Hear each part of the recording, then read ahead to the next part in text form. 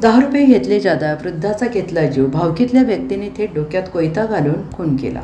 इतरांपेक्षा 10 रुपये पेट्रोलचे जास्त का घेतले याचा राग मनात धरून वृद्धाचा त्याच्याच भावकीतल्या व्यक्तीने थेट डोक्यात कोयता घालून खून केला. माणुसकीला काळिमा फासणारी ही घटना शनिवारी सकाळी कोळी तालुका सांगोला हद्दीतील टेंभूच्या कालव्याशेजारी उघडकीस आली.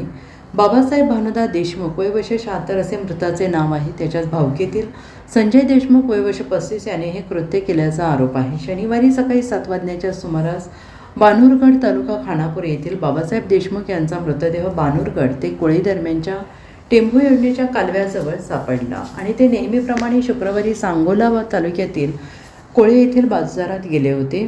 मात्र ते रात्री उशिरापर्यंत परतले नाही. त्यांच्या कुटुंबातील लोक त्यांना मोबाईलवरून संपर्क साधण्याचा प्रयत्न करत होते, परंतु ते फोन घेत नव्हते.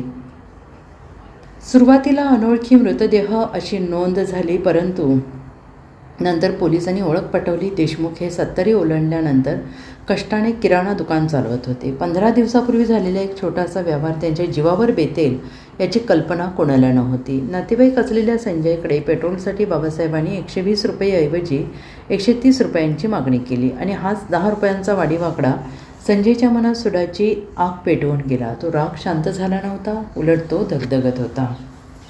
Bureau report, SBN Marathi, Sangli.